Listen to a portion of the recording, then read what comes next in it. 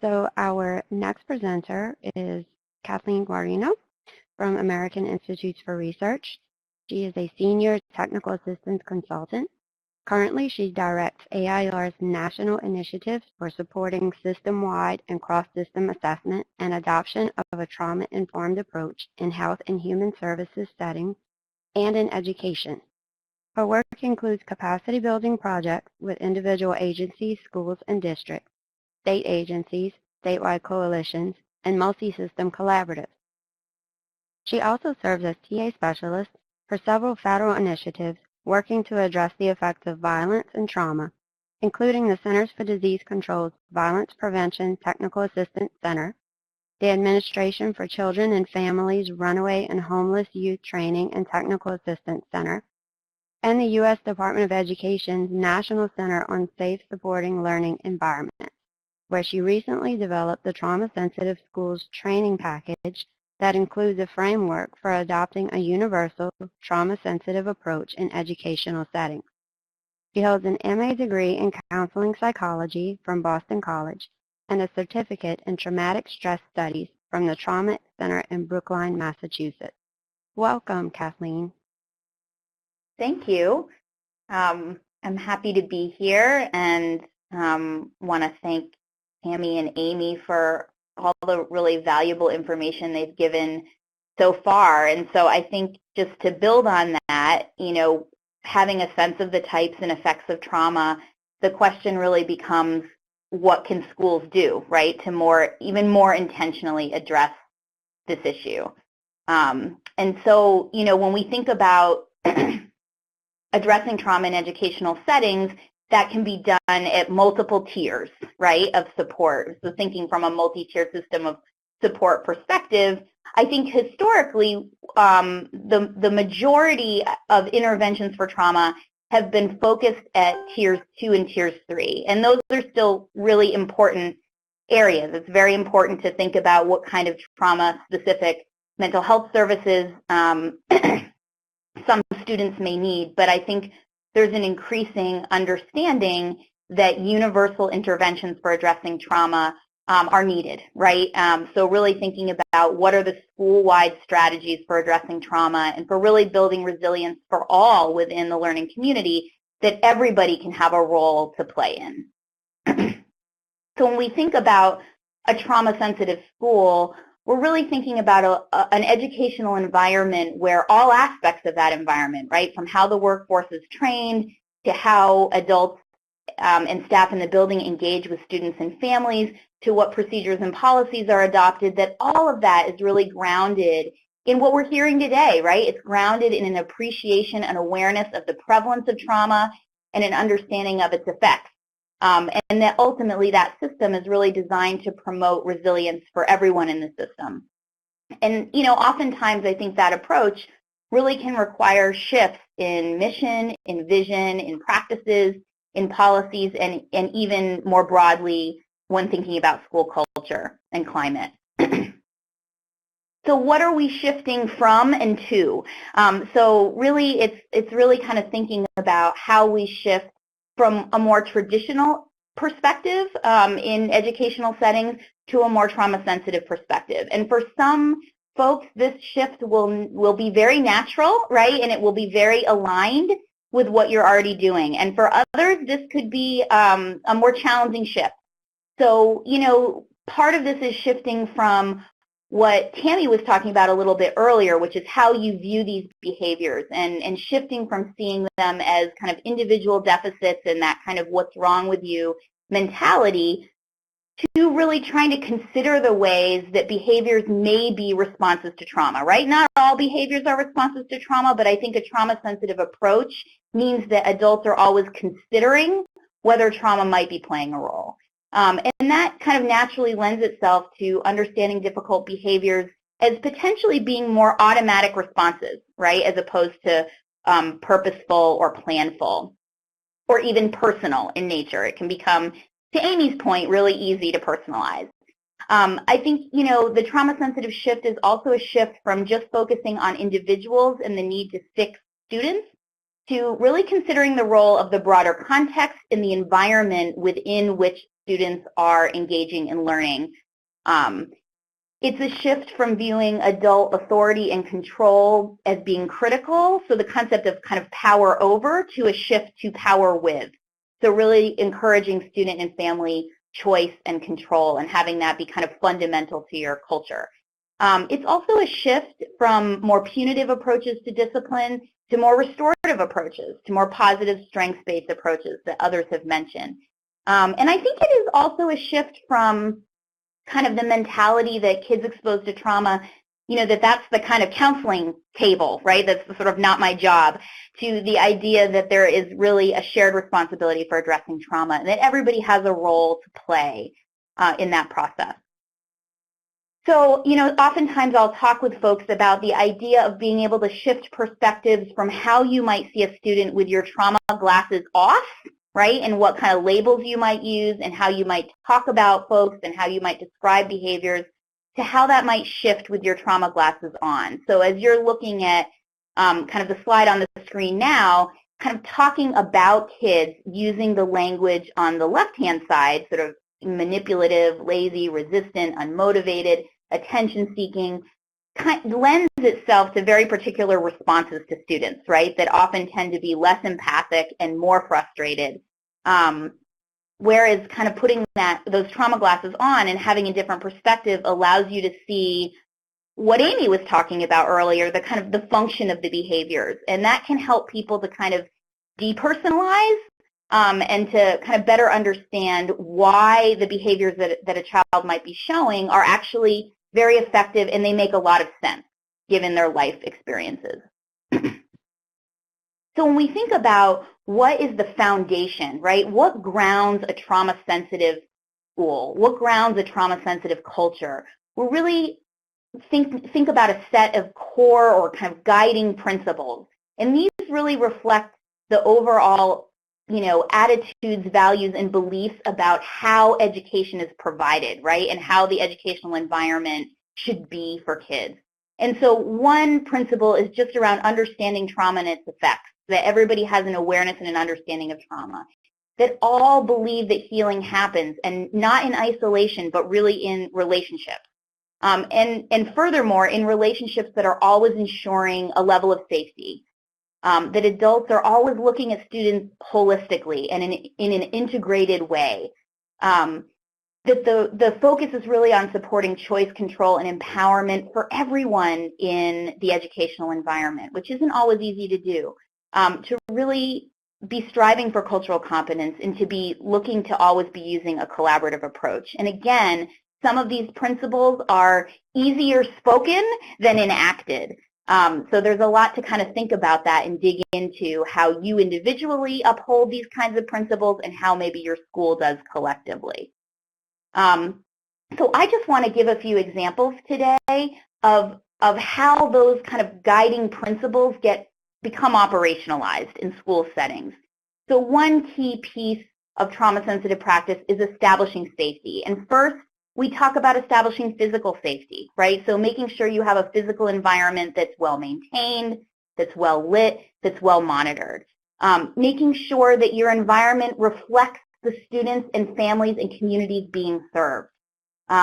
Ensuring that rules, but also student rights are posted and clear, and that your expectations for behavior are positively outlined. That the school is really actively working to keep students safe from potentially traumatic experiences that could happen in school, right, big and small. And that ideally, the school is really working to support and foster self-regulation for everyone. And for students, that means having ways, for example, quiet spaces where kids can go if they're feeling overwhelmed or dysregulating. So really using the environment to support regulation. Also supporting emotional safety. That's a big task and has a lot of potential practices under it. But certainly some include really striving to be responsive, calm, and respectful in your interactions with students and with parents. Again, being clear about your expectations and really enforcing those consistently. Being sure that adults are not looking away from, right, but are actively addressing all instances of potentially traumatic experiences for students, including bias, bullying, exclusion, or disrespect that might happen during the school day. Other examples are having safe, respectful, and reparative discipline practices. You know, being able to kind of ensure that adults in the building can see with trauma glasses on, right, that they can recognize potential trauma-related responses. That really, you know, schools are always looking to minimize students' experiences of powerlessness. So some of the fundamental aspects of a trauma experience are feelings of helplessness, powerlessness, and lack of control. So we don't want to recreate those experiences again within the educational environment. It also is about conveying respect for cultural differences in student and family communication styles, language, values, experiences with the education system or with authority figures, culture-specific perceptions of safety, really having an awareness of what those mean for the students that you're serving. And you know, certainly giving opportunities to voice, for students and parents to voice concerns or opinions just in general. The other thing that we know is that, you know, trauma-sensitive schools are really looking to recognize and reduce trauma-related triggers, or we might talk about trauma reminders. So we're thinking about, you know, reminders of traumatic experiences that actually cause the body to kind of automatically react as if it is back in the traumatic experience again. So from this perspective, schools are really looking to identify potential trauma reminders for students and parents, to recognize possible trauma trigger responses, and to really work to minimize triggers in the educational environment. And I'm going to give some examples here, but you all will have the slides. So I'm not going to read through them all, but there are a number of different types of potential triggers for students to consider, everything from loud and chaotic environments to physical touch to witnessing violence, you know, in the school. There are also kind of really common survival responses to triggers that probably look very familiar to the folks who are participating here today. And we want to make sure we're not misunderstanding these and really making the connection if they are in fact related to trauma.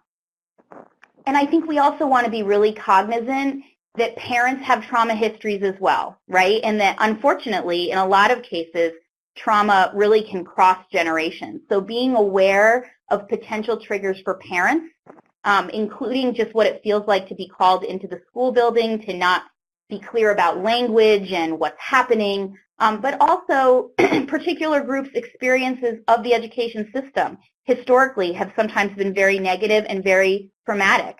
So really kind of being aware of some of those pieces as well. And, you know, we know that trauma triggers can lead to crises. So I just encourage schools to really think about how to really recognize the potential warning signs of a crisis for students and be proactive, be really aware of how you engage with students around crises, just remembering that the part of the brain that you're trying to rationalize with verbally is often not available to kids as they escalate. So really thinking about how to kind of shift to nonverbal strategies in those moments and really kind of help co-regulate with kids.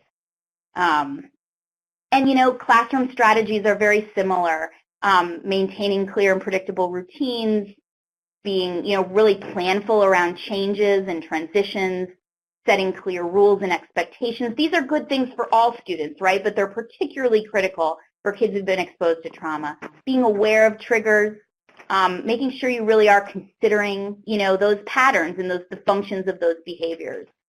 Really thinking about the tone you're using, the approach you use, avoiding kind of public confrontations or things that will be potentially re-traumatizing for students. And I think really checking your assumptions and your biases about what you're thinking about why a student might be reacting the way that they are, and just being aware of your own feelings is really, I think, an important piece. And I'm just going to leave you with a reference. We have created this trauma-sensitive schools training package as part of the National Center on Safe and Supportive Learning Environments, and we're going to offer you the link, and there are a few downloadable files for you that give you just some sample activities to give you kind of a taste of what's in the package. And the package offers a whole school framework as well as a number of kind of tools and resources that might be useful for you in helping staff understand trauma and even helping leaders create kind of a bigger picture vision for how they might want to really work on adopting a trauma-sensitive approach universally. So I'll stop there for now so that we can get to the next speaker. So thank you.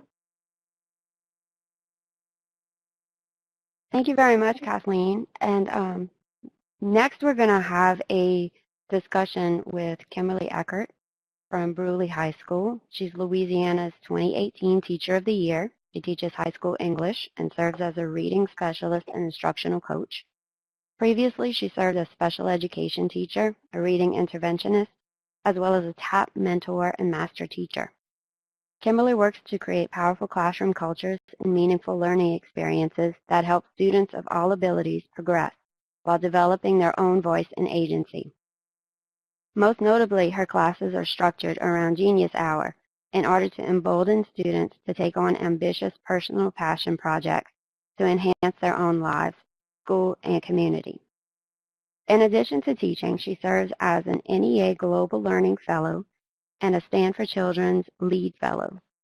She recently received Louisiana's inaugural Public Interest Fellowship for work with Educators Rising.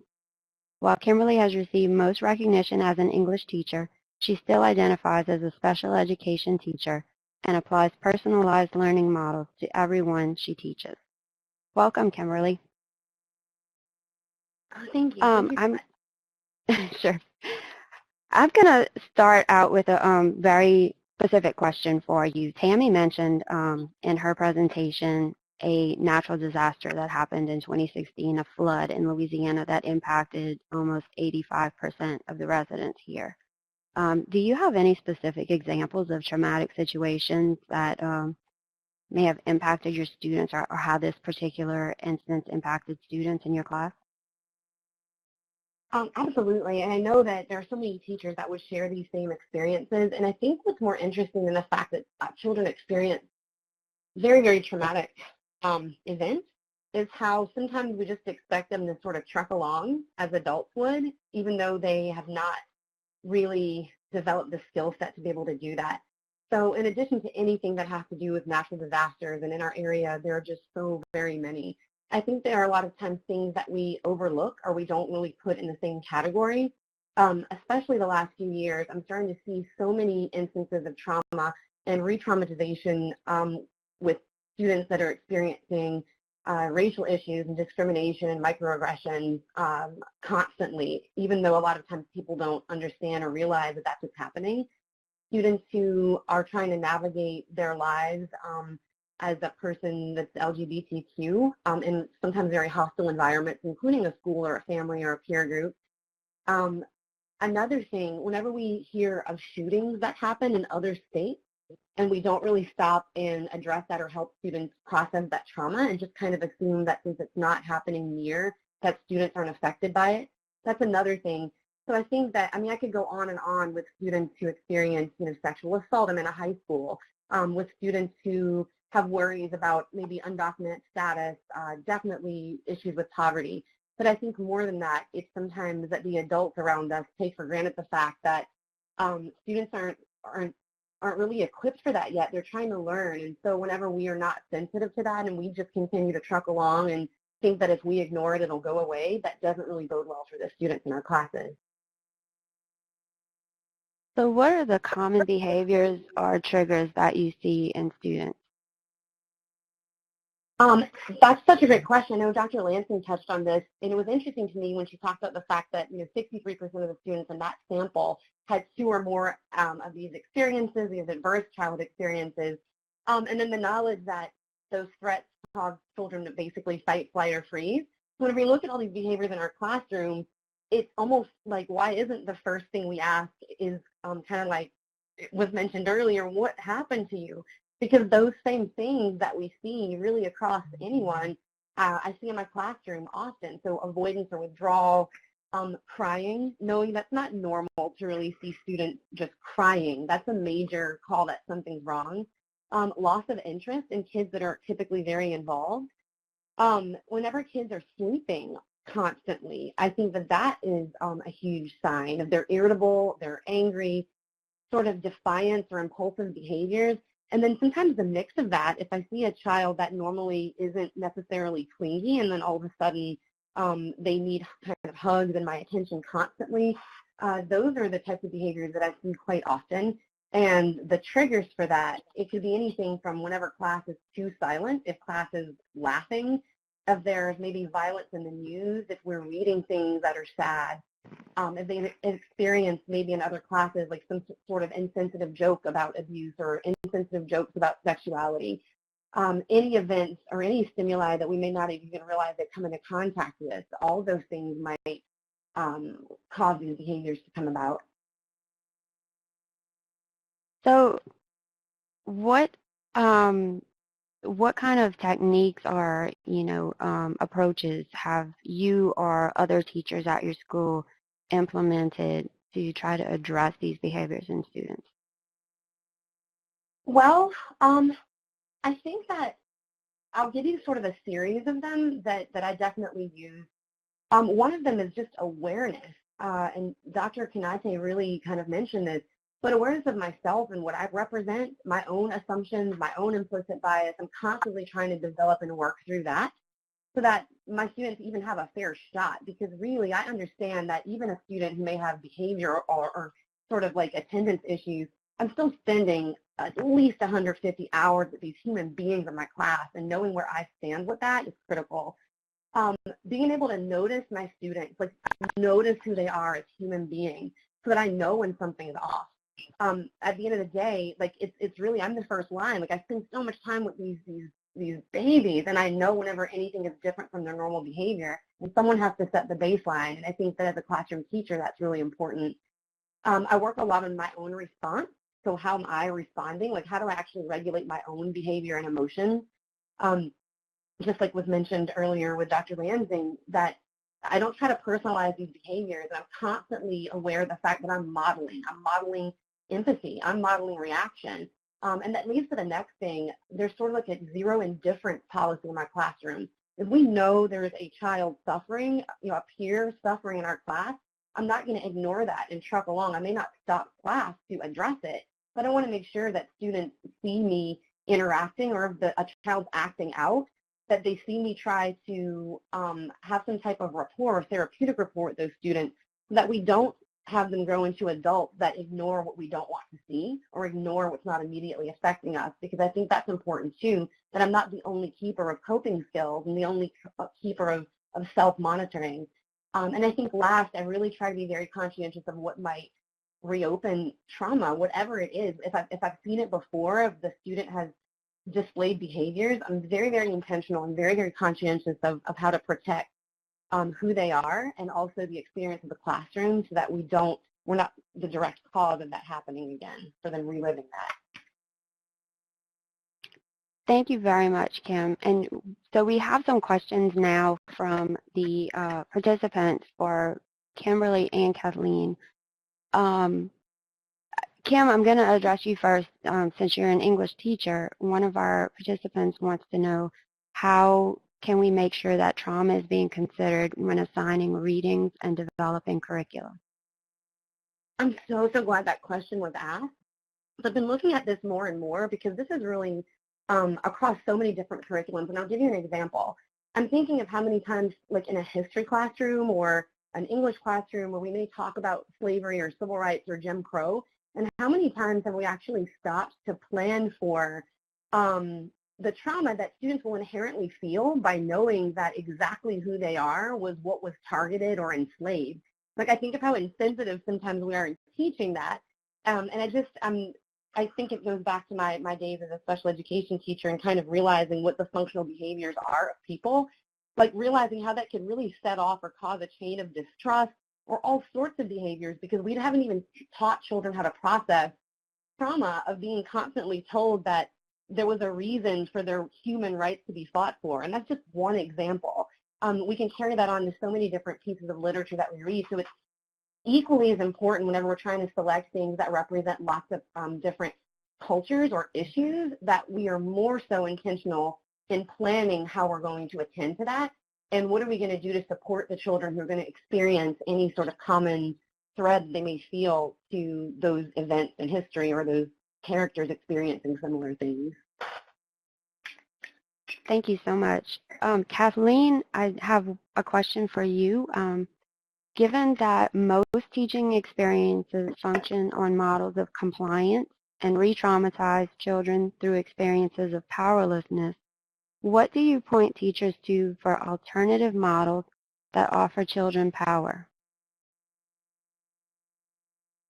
That's a great question. And others might have thoughts on this as well. I mean, I think some of this, I think a trauma-sensitive approach in and of itself is an alternative model, right?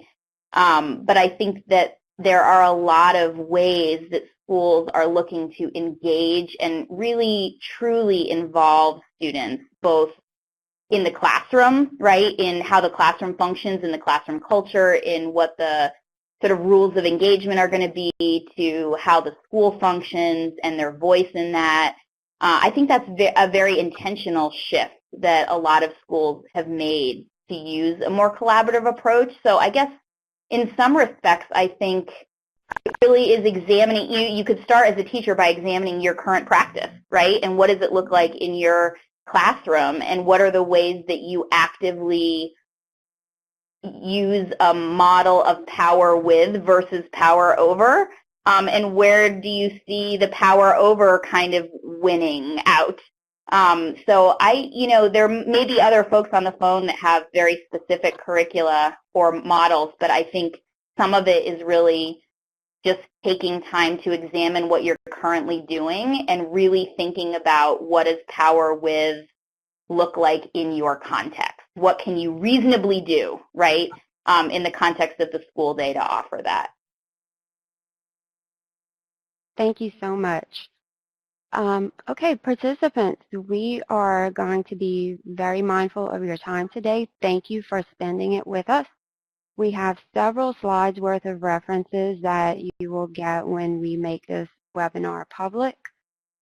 Also, please tell us what you thought. There is a link for a feedback survey in the chat box. It's very important for us to know how you felt about this webinar.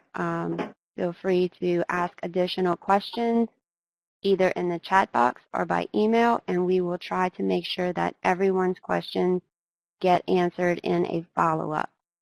We just had so much information to give to you today that I'm sorry we did not have time to address everyone's questions. They were wonderful questions, and we look forward to following up with those.